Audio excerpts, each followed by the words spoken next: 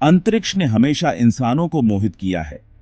यह एक ऐसा रहस्य है जो हमें अपनी ओर खींचता है, हमें सोचने पर मजबूर करता है कि इस विशाल ब्रह्मांड में हमारी जगह क्या है। टिमटिमाते तारे, ब्रह्मांड की विशालता, ये हमारी जिज्ञासा और आश्चर्य को जगाते हैं। हर रात जब हम आकाश की ओर देखते हैं तो हमें यह एहसास होता है कि हम एक बहुत बड़े रहस्य का हिस्सा हैं। हम ब्रह्मांड में अपनी जगह को समझने के लिए तरसते हैं, यह जानने के लिए कि क्या हम अकेले हैं। यह जिज्ञासा हमें दूर दूर तक देखने और समझने के लिए प्रेरित करती है। इसी इच्छा ने हमारे सौर मंडल और उससे आगे की खोज को बढ़ावा दिया है।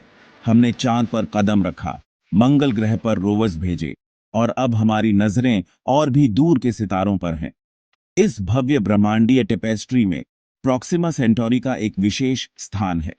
यह तारा हमारे सौर मंडल के बाहर का सबसे नजदीकी तारा है, जो हमें अपनी ओर आकर्षित करता है। यह हमारा सबसे नजदीकी तारा है, एक धुंधला लाल तारा जो ब्रह्मांडीय पैमाने पर बस एक पत्थर फेंकने जितनी दूर स्थित है, हमारे सूर्य से लगभग 4.24 प्रकाश वर्ष। यह दूरी हमें यह सोचने पर मजबूर करती है कि क्या वहां जीवन हो सकता है।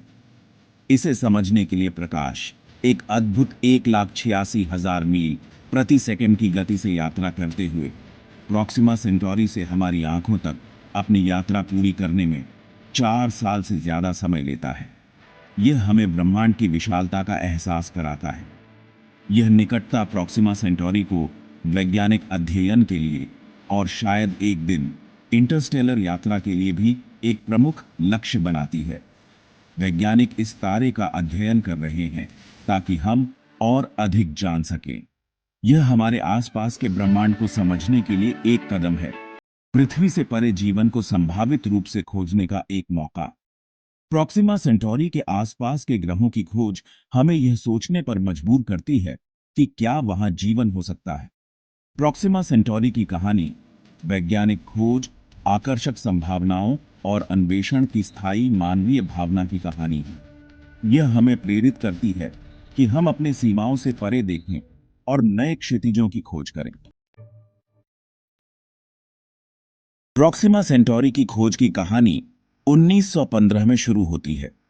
यह वह समय था जब खगोल विज्ञान में कई महत्वपूर्ण खोजें हो रही थीं और वैज्ञानिक रात के आकाश के रहस्यों को उजागर करने के लिए उत्सुक थे।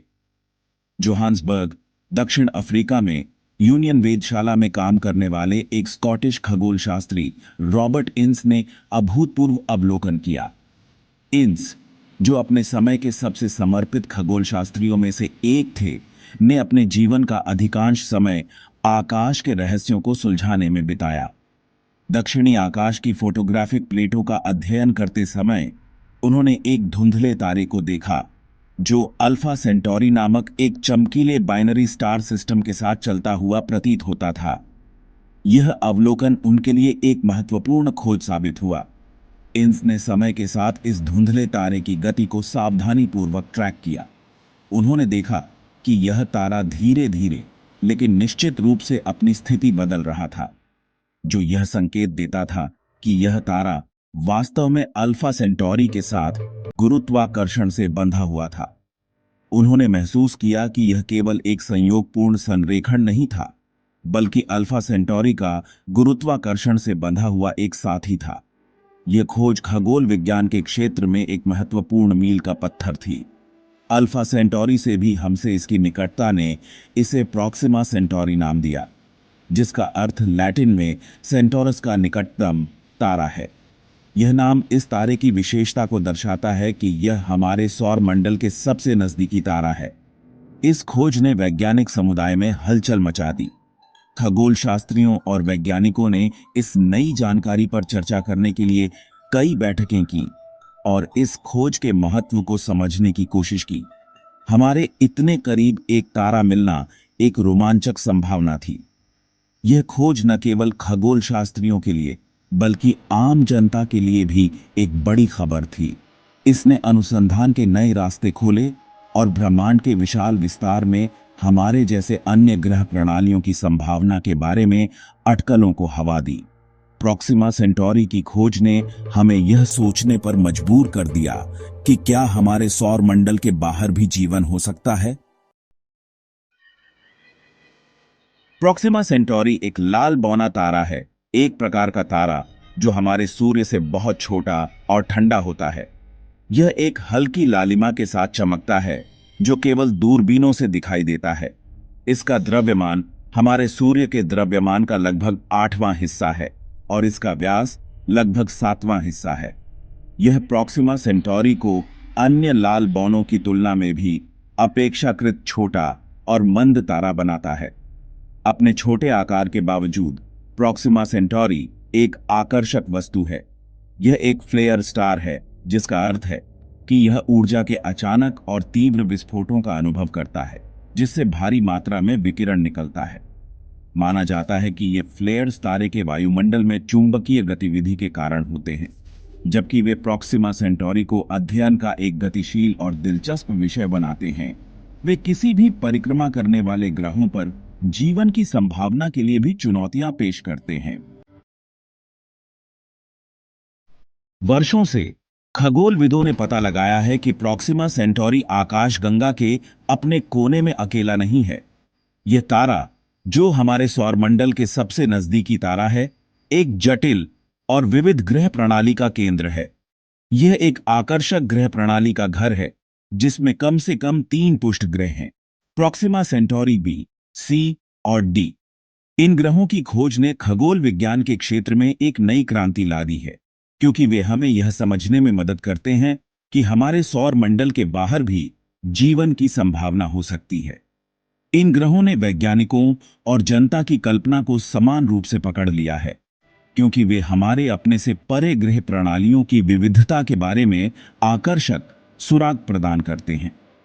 वैज्ञानिकों ने इन ग्रहों के बारे में अधिक जानकारी प्राप्त करने के लिए विभिन्न प्रकार के उपकरणों और तकनीकों का उपयोग किया है, जिसमें शक्तिशाली दूरबीनें और उन्नत कंप्यूटर मॉडल शामिल हैं।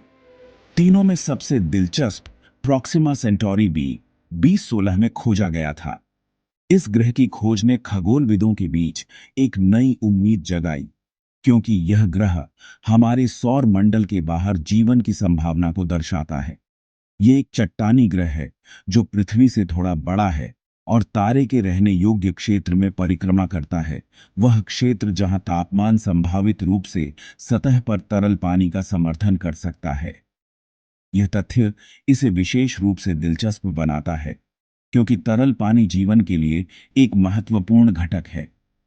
प्रॉक्सिमा बी की खोज ने वैज्ञानिक समुदाय में उत्साह की लहरें भेज दी, क्योंकि इसने हमारे ब्रह्मांडीय पिछवाड़े में पृथ्वी से परे जीवन खोजने की संभावना को बढ़ा दिया। वैज्ञानिक अब इस ग्रह के वातावरण और सतह की संरचना का अध्ययन करने के लिए और अधिक मिशन की योजना बना रहे हैं। प्रॉक्सिमा सेंटोरी सी 1919 में खोजा गया एक बहुत बड़ा ग्रह है, संभवतः पृथ्वी के द्रव्यमान से कई गुना बड़ा गैस जायंट। यह ग्रह अपने विशाल आकार और संरचना के कारण वैज्ञानिकों के लिए एक पहेली बना हुआ है। यह प्रॉक्सिमा बी की तुलना में बहुत दूर परिक्रमा करता है। तारे के चारों ओर एक परिक्रमा पूरी करने में 5 साल से अधिक समय लगता है। इसकी धीमी गति और दूर की कक्षा इसे एक अद्वितीय अध्ययन का विषय बनाती है। प्रॉक्सिमा सी अपनी सतह पर तरल पानी का समर्थन करने के लिए बहुत ठंडा है, लेकिन इसकी खोज लाल बौने सितारों के आसपास ग्रह प्रणालियों की विविधता पर प्रकाश डालती है। यह ग्रह हमें यह समझने में मदद करता है कि कैसे विभिन्न प्रकार के ग्रह विभिन्न प्रकार के सितारों के आसपास बनते और विकसित होते हैं। प्रॉक्सिमा सेंटोरी परिवार में सबसे नया जोड़ा प्रॉक्सिमा डी 2020 में खोजा गया था। इस ग्रह की खोज ने खगोलविदों को यह सोचने पर मजबूर कर दिया कि प्रॉक्सिमा सेंटोरी प्रणाली में और भी कई ग्रह हो सकते हैं। यह ग्रह एक उप पृथ्वी है, जिसका अर्थ है कि यह पृथ्वी से काफी छोटा है, संभवतः मंगल से भी छोटा। इसका छोटा आकार और निकटता इसे अध्ययन के लिए एक दिलचस्प लक्ष्य बनाते हैं। यह एक बहुत ही करीबी कक्षा में तारे के चारों ओर घूमता है। एक चक्कर पूरा करने में केवल 5 दिन लगते हैं। इसकी तेज गति और निकटता इसे एक अत्यंत गतिशील और अस्थिर ग्रह बनाती है। प्रोक्सिमा डी एक गर्म, चट्टानी दुनिया है, जहां जीवन होने की संभावना नहीं है, जैसा कि हम जानते हैं। लेकिन इसकी खोज ने हमें यह समझने में मदद की है कि ग्रहों की विविधता कितनी व्यापक हो सकती है। ये 3 ग्रह, प्रत्येक अपनी अनूठी विशेषताओं के साथ, एक विविध और गतिशील ग्रह प्रणाली की तस्वीर पेश करते हैं। वे हमें यह समझने में मदद करते हैं कि कैसे विभिन्न प्रकार के ग्रह विभिन्न प्रकार के सितारों के आसपास बनते और विकसित होते हैं। वे लाल बौने सितारों के आसपास ग्रह निर्माण और विकास की संभावनाओं की एक झलक पेश करते हैं, जो आकाशगंगा में सबसे आम प्रकार का तारा है।